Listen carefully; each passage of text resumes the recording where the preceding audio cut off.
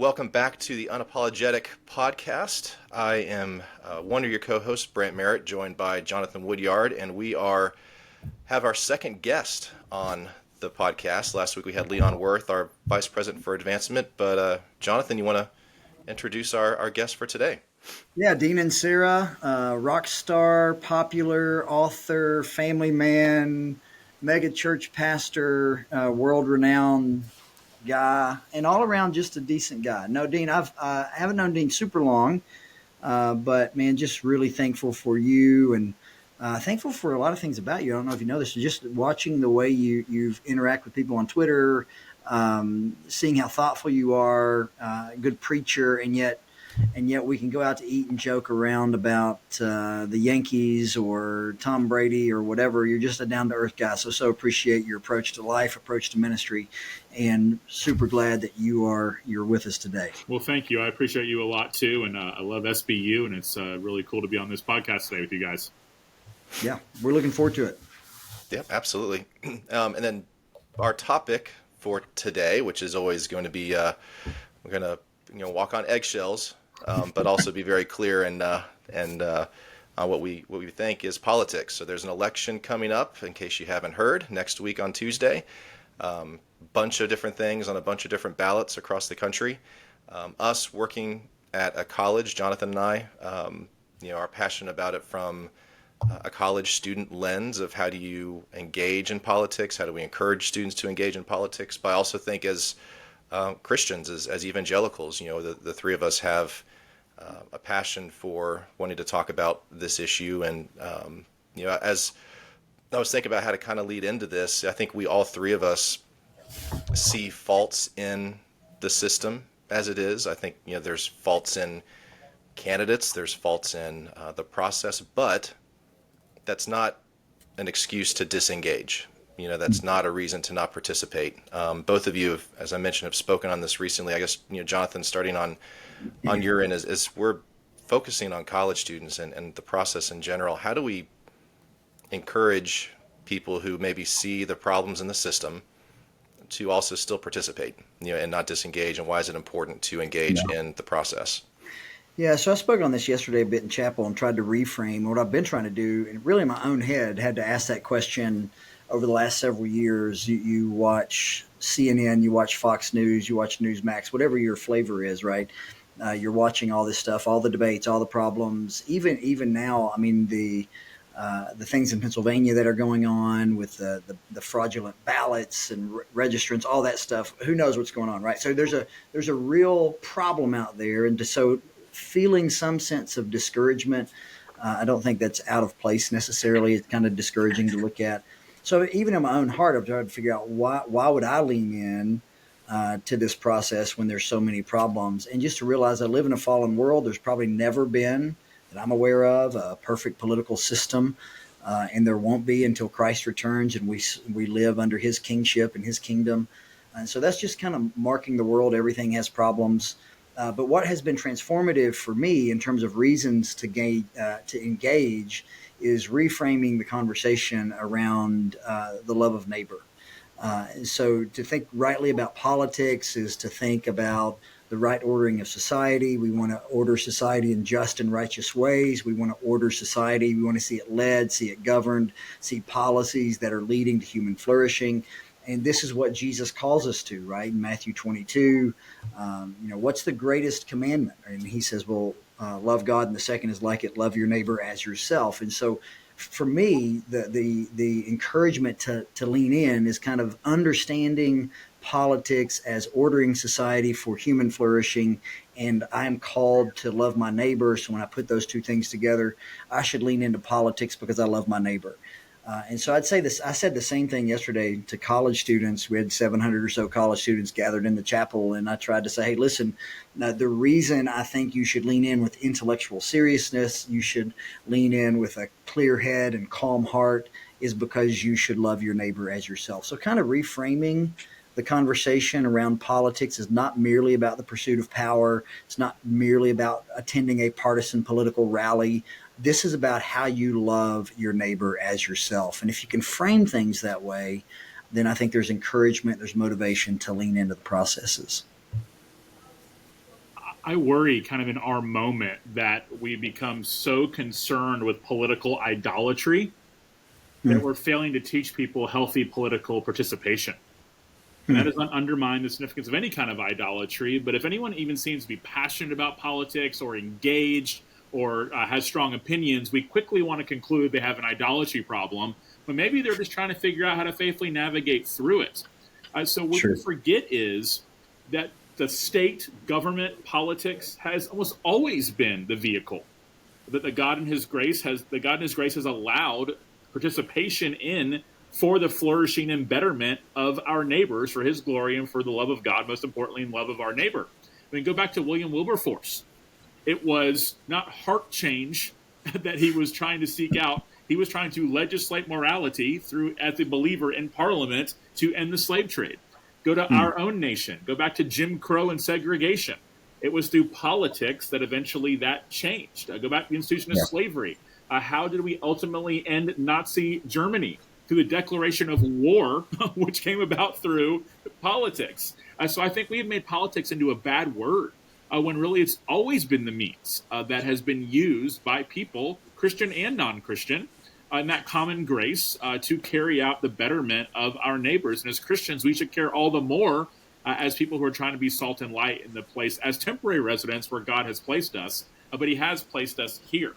So I don't want college students to who are believers, evangelical college students, to think politics is bad. I want them to think politics is a good thing if it is used for good, and that therefore Christians should want to help join these institutions to make them as salt and light as possible in a broken world, as you said, that's not our home.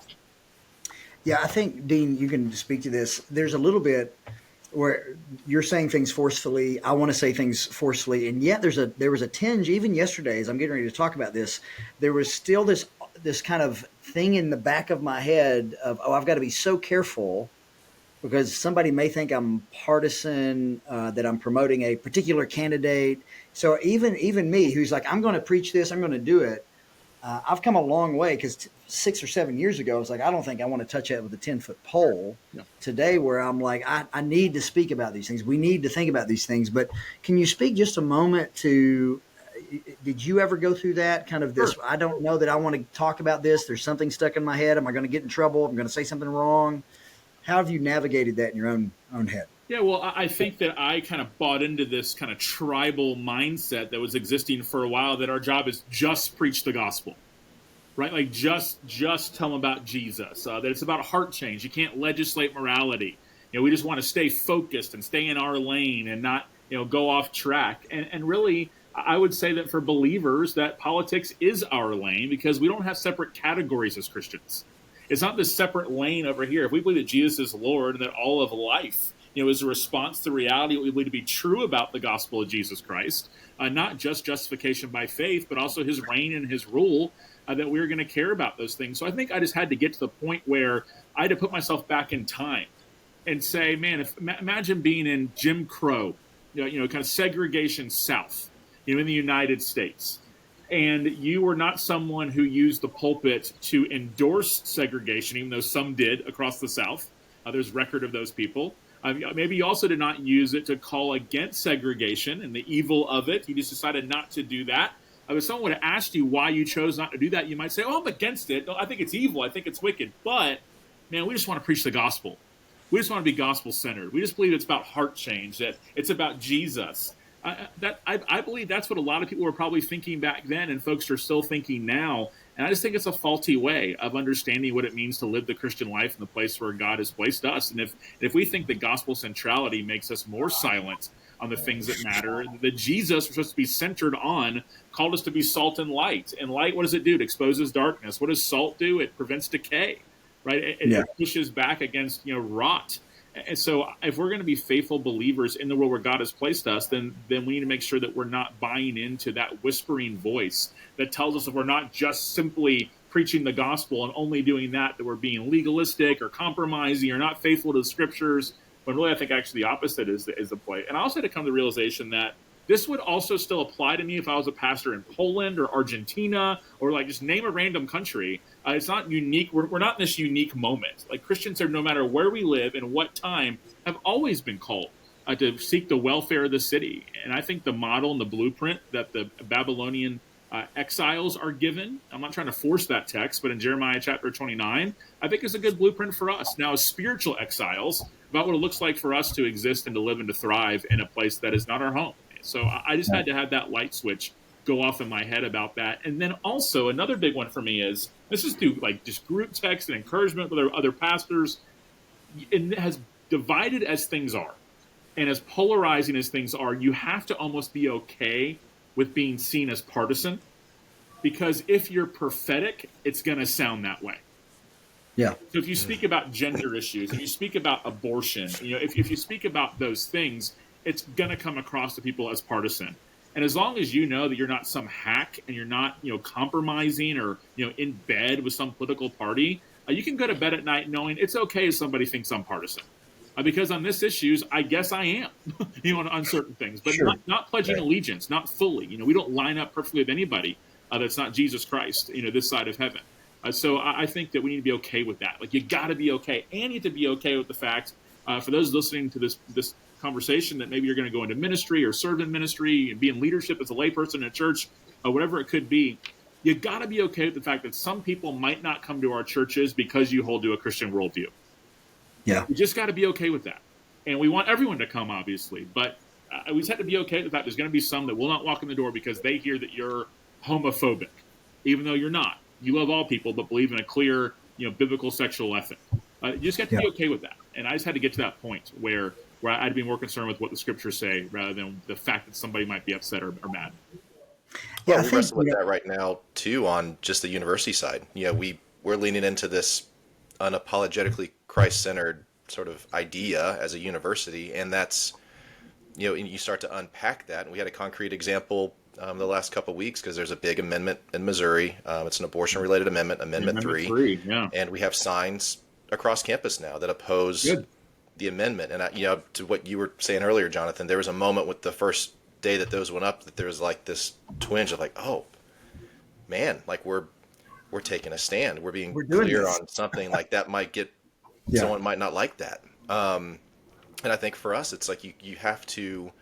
There are some things you just kind of have to get behind, and then there will be chips that fall as they may. But then at the same time, I think the other piece, you kind of hinted at this too, Dean. I mean, it's a disservice for us, our students. I think it's a disservice to believers in churches if pastors or other leaders don't address these things, because you're now leaving this huge part of, and Jonathan, you said this yesterday, I mean, it's the reality we live in. You can't just leave this over to the side and pretend that we're not in a political environment where that's just a marker of our society. And so if you don't address any of it as a leader, either in a church or at a college or elsewhere, you're doing a disservice to the people that you're serving, because you're now leaving it, just, hey, go figure it out, go see what's out there, do your own research. And I'm not able to help you in this because it's too controversial. And I think, we need to be careful in how we do that. And I think, there are certain ways to do that, but you can't just pass the buck on it. Yeah. I mean, it ties to us to the Great Commission, right? It's not go make converts and then stop. It's make disciples, teach them to obey all that Christ commanded. Paul says, I've decided to know nothing but Christ and him crucified. Well, Christ is the center, but part of what that means is teaching people to obey him, to follow him, to live under his lordship in every sphere of life. The same guy who said that said in 1 Corinthians 10:31, whatever you do, whether you eat, drink, or go to a voting booth, you should do for the glory of God, right? So we have to take every sphere of life and bring it under this banner of discipleship. How do we live as Christians in a political world? Yesterday I talked about your dorms are full of political people who are on one side of the aisle. Your families, when you go home for Thanksgiving break, are going to be maybe on different sides of the political aisle, but it's a political world everywhere you go. So how can we help college students? How can we help our neighbors? How can we help our kids? How can we help our church members live lives that honor Jesus in a world that's going to be political for eternity? Now it's going to look different in the kingdom, but there's going to be a king, right? There's still a polis. There's still a city. It's going to be political. There's going to be policies. There's going to be things in place. And we need to learn to live as Christians in in a political world. And we can't just separate. It's one of the biggest parts of our life right now. And how ridiculous is it to say we're going to take this massive part, set it over here, and not talk about it? Yeah, I It's, mean, it's, yeah, it's, a, we it's let the not a realistic world strategy. we let the world make the rules. And then 30 years ago, or however long ago it was, and we accepted that we should never get involved in politics, and the church should stay, silent on these things and remain neutral. For a while, instead of becoming the world's rules, it became our rules. People started declaring those kind of things. I mean, imagine putting a sign out on SBU's campus that said "End segregation." Like you'd been right down the South, that would cause some controversy. But if that was happening right now in Missouri, and you put a sign up, you'd be a hero. We'd be so proud. SBU's taking a stand. People would say those things. Putting signs up, "End the Holocaust." Like that would be. But we just become so desensitized to these things that we forget that this is a version of what's happening with the abortion conversation, what's happening with gender reassignment surgery, for lack of a better, that as they call it. We just become so desensitized. So we've got to just push back on that kind of stuff and help people see historically that Christians have always, when they have been faithful, spoke to these and used political means as the lane to accomplish some of these things. And also, we have to be okay with labels and being called things. They called Jesus everything in the book. But he still loved and he never flinched. Those two things were made. It wasn't a balance. It wasn't 50-50. It was 100% both. He loved and he never flinched. So that's why you got to be. They're going to call you a homophobic. They're going to call you a misogynist for your stance on abortion. They're going to call you a sellout for Christian female students listening to this. For being pro-life. They're going to call you a Christian nationalist, even though they have no idea what that even means. And you just can't shrink or flinch and let people and let those labels affect you from continuing to engage and go forward and be salt and light. And that Jesus, the same Jesus we want to be centered on, the same Jesus who told us to love our neighbor, is the same Jesus who said, "Be salt, be light." The Paul who said that he knows nothing except Jesus Christ, crucified, is the same Paul who told us to live a crucified life. The same Jesus who told us to pick up our cross and follow him. What does it look like? It's more than these American contemporary issues, but it's not less than that for us believers here in this moment. So the biggest thing is don't flinch, because there's a playbook. There's a playbook. And it's designed to intimidate you, to quiet down, because you don't want to be labeled as whatever the word of the week is. And you just have to not worry about it, unless you actually are those things, which that's a heart check. But if you have questions about some of the things that are happening with DEI, that does not make you a racist. If you're pro-life, that does not make you anti-women. If you want to see Christian ideals and values go forward in your country, you're not a nationalist. Like, what's the alternative to that? A secular globalist? What's the alternative? A secular nationalist? Like, what are these things? We just got to stop being worried about those kind of labels and let the internet handle those things and fight about it. Don't flinch. Keep going. Keep being faithful. It's good. Yeah, we've become so. You mentioned a couple of times there, the label Christian nationalists or some of these other ones that get labeled out there. We're such a soundbite society. We're such a short form, short attention span society. So when we go to what we were talking about earlier, from a Christian perspective, there should be a desire, should be an effort to order society in ways that we feel are going to be the most likely for human flourishing. But that requires participation in policy, involvement, making decisions that choose one thing over another that affect the entire country. So as a Christian worldview impacting the nation, so maybe there's a label that becomes Christian nationalism, but it means one thing in that label. It's derisive in that turn. And it's not a sense of, when we talk about ordering society, it's not I don't know. It goes down a path that I think is more altruistic, that's more biblical than what just the short-term label can get talked about. And there's not these long-form opportunities or these forums where we can actually talk about and have these discussions and have debates and actually land on policies and orderings of society that we think are right. And so it's a tough moment, man. It's just a tough moment to be in, where you don't have these opportunities to really flesh out and encourage Christians to take these mantles up, because it's easy to experience a label or experience opposition and be like, you know what, I am going to now just go focus on preaching the gospel because this is harder. This doesn't feel like I'm actually making momentum here. I can go witness, or I can just go preach, or I can go read my Bible, and I feel like I'm still making progress and being faithful, and rightfully being faithful. But I think we would argue it's maybe an incomplete, faithfulness at that point. I don't know. Yeah. It's And we got to stop overthinking things too as believers, where we want to be, again, every thought captive. We want to be thinking people. But I saw Vance Pittman, who's the president of the Send Network, the North American Mission Board. He said, "Put your ballot in the ballot box and your hope in Christ." Like, sure. That's what we do. Amen. I have friends that used to live in Europe, and they said, "Man, our elections were the atheist versus the agnostic." And you just figured out who you thought was the best out of the two. We wanted to vote and participate. I mean, the first century Christians, I don't exactly know what the election system was like or how that worked, but we know they participated in Roman government. But they were under that rule. And the ones who were citizens, like Paul was, they participated, in those things. So I think it's just so easy to overthink stuff rather than just, I don't even like the lesser of two evils. I'm like, what's the best option for Yeah. it? I think lesser of two evils can be a little lazy to say those things. Yeah. I think, what's the best option? And actually, then that's where the thinking comes in. Think through that, through your lens of biblical convictions, and what's the best option for me in Missouri in 2024 with my ballot. Yeah.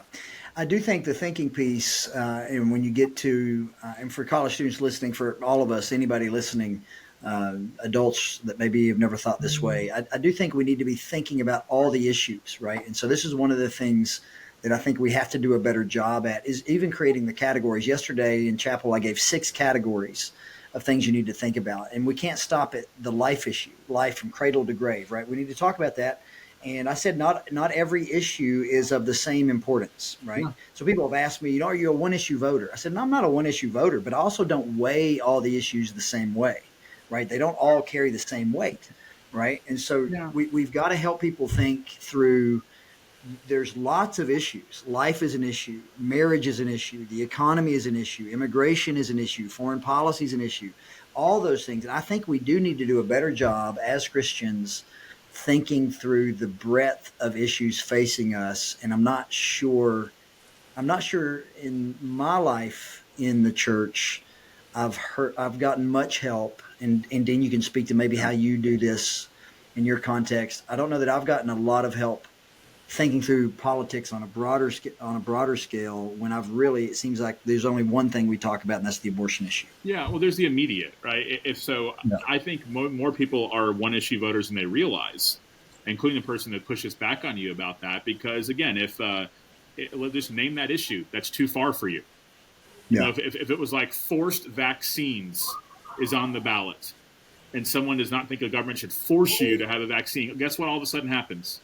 You're a one-issue voter. Yeah. Let's say that one of the candidates, wanted to reestablish Jim Crow. They could line up with you on everything else, or we might go, "What about these things where he's better at?" Well, no, he wants to reestablish Jim Crow. I'm not being extreme or giving these yeah buts. Like, that's a one-issue thing. You'd be like, "I'm not voting for that person." Are you kidding? Like, no way. Everybody has their deal breakers, and I also think we need to learn about the significance of moral equivalence. And I think we've kind of lost that. And you hit it on that in just a moment when you were sharing your thoughts on that, but on the big picture. But moral equivalence, when we say things like, okay, this person here is pro-abortion, like radically pro-abortion. This person over here says mean things about immigrants. Are we for somebody using their tongue in destructive ways? And by destructive, I mean in ways that are dishonoring to the Lord. Okay? Of course we're not. Do we really think for half a second that is the same as advocating with no restrictions for the murder of an unborn child? Like, if we think those are the same thing, I don't even know where to begin. I mean, there's an asymmetry there, right? Yes. They're not symmetrical. It's an asymmetry. I've used this. I've written a little bit about it, talked about it, said it on social media, that we need to understand that there's an asymmetry here when it comes to the issues. They're not symmetrical. So I think the moral equivalence is even better language. But where we've lost you're good. What'd you say? But where we've lost our minds is then someone wants to push back and then all of a sudden act like I just pretended or said that saying bad things about immigrants is no big deal.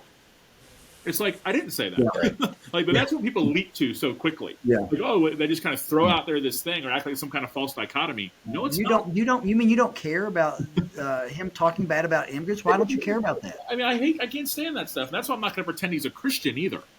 Right. And that's what drives me crazy too, is when people Christianize somebody and Yeah. pretend he's like Yeah. God's man, and that. But again, none of those things are even remotely close to the fact of thinking that the government, your taxpayer money, should go towards someone having their anatomy cut off without their parents' consent.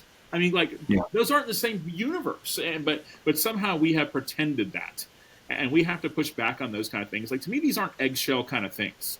But these really are that important, and you got to put yourself back in time to say, would I have said a word, or would I have walked on eggshells during slavery, during the Holocaust, during the Nazi reign? Would I have walked on eggshells during those things? Everybody thinks they wouldn't. Everybody's like, no, I'd have been the one. I'd have been the one that stood up and shook my Bible in the pulpit and said, this is evil. We're all Bonhoeffer. Yeah. And you won't say a daggum word right now about the amount of millions of babies who are killed every year, and about what's happening in this country and the direction we continue to go. And you won't say a word, but we're supposed to believe that you'd have stood up and shook your fist about Nazi Germany. And Yeah. I don't. Yeah. I think we just have lost our way and are just really lacking self-awareness about what kind of cowards we've become. Yeah, it's good. So, Brent, I don't know if you have another question, but I've got one whenever there's a break. Go ahead. yeah, I mean, I would go ahead and do yours, because mine was kind of a forward-looking past Tuesday sort of thing. So why don't you go on yours first? Real quickly, Dean, you can help us here as we're talking to college students, and we have strong opinions about these things. I think understand, or have come to understand the moment. This is not 1950. This is not 1980. This is not 1990. The moral divide in terms of the moral world, the way people are viewing the world is just next level today. And so you've got people on these really polar opposite spaces approaching these things from just big time contrary worldviews. And there's this idea that we shouldn't. I saw a pastor yesterday post on social media, let's not let these issues divide our unity in Christ. Let's just, almost like agree to disagree. And there's some of these things I struggle. I'm like, how can I just, if I've got a friend who claims to be a Christian and yet he's for the left, he's going left, he's not saying, can I just get along? How do you think through that? Well, I'm not united with somebody who thinks it's okay to kill an unborn child. We're not united. Like, we're not. No. We have to be okay with that. Like, we're divided on that. Like, if you're okay with a party and want to vote for a party that pulls a mobile abortion truck, like it's a taco truck, up to their national convention, like, we're not on the same page. Like, we're not. And I think you need to repent. Like, I truly do. That does not mean that I believe the answer to what's happening with the leftward drift of our country and the leftward radicalism is an extra biblical right. I don't think you have to be this like hardcore right-wing person to be a Christian. Like, there's probably limits to that anyways. Like we don't want you to go so far to an extra biblical side of anything. And that's not some like murky middle. That's not some kind of, generic third way. That's not calling you to be a moderate. There's nothing moderate about Jesus Christ at all, right? But I think it's us kind of putting a little bit of a seatbelt on and saying, okay, the answer to these things, when we denounce that Christians who are okay with voting for people who advocate for those things, that we are making clear that we're not saying you have to move to some extra biblical right of things. And I think that's where, and if you do, that's okay, but I'm saying we're not calling that faithfulness. Yeah. Okay, what we're calling faithfulness is saying, okay, what do we think is the best like long-term outcome for our country if we want to see our country flourish as we plant gardens and build homes and build families like Jeremiah 29 calls us to. So you're talking about the times being different, and I agree. So I said earlier we're not unique, and by that I meant we're not unique in the fact that we have a responsibility, just like every Christian always has, to be salt and light. What is unique is for all we can do is where we are, like our actual context right now. We're not in Poland. We're not in Argentina. We're here. This is where God has us. We'd be having a different conversation if we were living, in Turkey right now as Christians of how to engage. But for us, I think that we have to understand that how times are different is how many years ago, a few decades ago, let's say kind of a Clinton and H.W. Bush sort of era, right around there, there were definitely different destinations, but people usually kind of wanted the same results for America. This is not a perfect analogy, but just kind of in the ballpark. They kind of at least had the same sort of kind of destination. Now the destinations are completely different. And people want a completely like different America. So we have to ask ourselves, what do we think is the best America for us to raise our families and have our churches in the meantime right now based on the system in front of us and the candidates that we have. And that's the question you have to answer. You don't need to be afraid to say, I think this is better. Now that's not partisan. That is saying worldview-wise. So Amendment 3 in Missouri. I don't know how you can think that's better for Missouri to vote for Amendment 3. And that's not a partisan issue. You're not endorsing a candidate when you're doing that.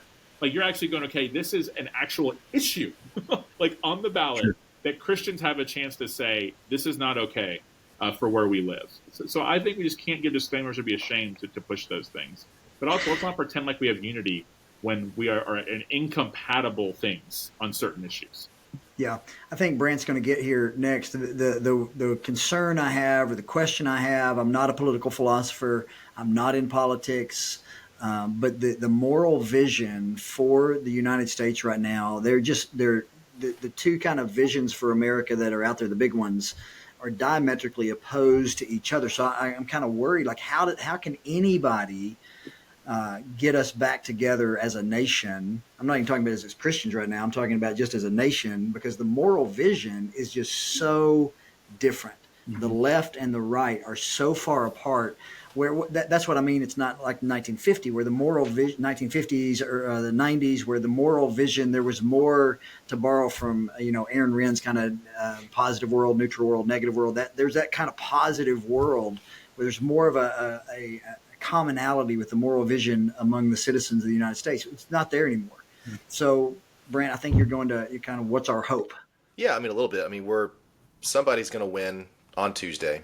There's going to be someone who's going to, well, we may not know on Tuesday, but someone will next week we'll have someone who's the new president-elect. We'll have amendments. In said state. Yeah, exactly. We'll have amendments that pass or fail. Yeah. We'll have a Senate that's controlled by one party or the other. And so as we're talking on this a few days ahead of the election, there's I think, messaging contributions that we can have to it to try to get people engaged, get them to vote, and hopefully vote in ways that are going to lead to flourishing. But Tuesday, I mean, in my mind, the task shifts a little bit. I mean, how can the church work to, as much as we want and need clarity, we need to be clear, we need to stand for what we think is right, but we also do want to seek the welfare of the city as a whole. I mean, we want people that are on that complete opposite end of us to flourish. We want them to find ultimately Jesus and salvation, but we also want life to go well for them, as we want to go well for us in the country. So how can we sort of put that other hat on after Tuesday and work to that end, when the dust starts to settle? Yeah, I think we need to define ultimately what our main wins are. So like if Amendment 3 does not pass in Missouri, that's an actual win. We can celebrate that, and we can thank God for that. And I don't mean we get chesty and flex our muscles, but we celebrate that. Your favorite candidate winning, I don't think it's a win for the church. I think that's just like a good thing. So like, because Amendment 3 is clear as can be. So celebrating either direction, like a non-Christian leader winning office, like, okay, like we can high five our buddies, and be thankful that the other person didn't win, but like our ultimate win really is to be salt and light. So I think it's okay to be happy and be excited, but like there is a day after, and the day after it is. So we've been going through a political series, talking about politics, a topical series. We're going through Jeremiah 29 throughout the whole series, but it's a topical series on the church and politics. You know what we're going to do 2 weeks after the election? We're back. We're starting the book of Luke. And we're just going through Luke. We're going verse by verse through Luke, okay? Like, because that's what we do, right? We're the local church. Yep. So we care about things like what's happening right now in our country, and in the moment when we want to be faithful. So we're talking about our Amendment 4 here. We're talking about the need to vote and to be good stewards of our time here. And guess what's going to happen after the election? We're going to be in the book of Luke, and we're going to keep pointing people to Jesus as we're pointing people to Jesus right now. So I think we need to kind of pick our flex, if that makes sense. Like we don't want people to think our ultimate, win and victory is found in temporary wins in America. We care about those things and want to push back darkness and think that salt and light, that politics is a good avenue to do that. But ultimately, our churches are going to, I remember like it's kind of like in sports. Not that sports is anywhere near as important as politics, but the Patriots, when the Patriots lost the Super Bowl, I'm a big Patriots fan. They don't lose Super Bowls very often. But when they did, someone, well, now they're terrible, but side note, someone said to me, "What are you going to do if the Patriots lose?" And I said, "Get up tomorrow morning and eat breakfast and go to work." like, Yeah, right. a little bummed, be Yeah. excited for next year and hope it's different. Yeah, but I know it's sports, and sports can be trivial, but I think the same thing can be true of anything, on this side of heaven. What do we do if things don't go our way and the way we want things to go? You know what we do? We get up the next day and we go back to work, whatever that looks like, and try to continue to contend for the things of the faith and honor the Lord and love God and love our neighbor. So we're not safe space people. We're not have to take a mental health day because our candidate lost. That's when there's political idolatry issues. You can be bummed, be upset. We get back to work and we keep going. And if your favorite candidate wins, guess what? You get up in the morning and you go to work. And so I think that needs to be our mindset and our posture. Yeah, I think, there was an article I read, Brandt, you sent me the other day. Doug Wilson had written an article and talked about whatever you think about Doug. I thought he made some really good points there towards the end. What if Donald Trump wins the election? It's not like we need to celebrate that we won the tournament.